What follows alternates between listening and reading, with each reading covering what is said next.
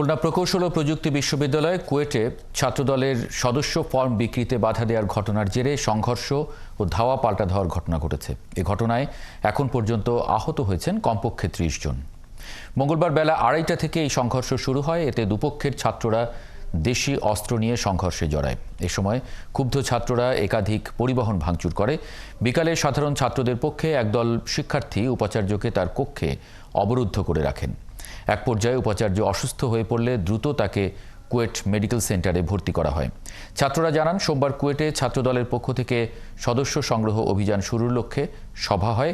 ওই সভার পর থেকে একটি পক্ষ তাদের বিপক্ষে অবস্থান নেয়।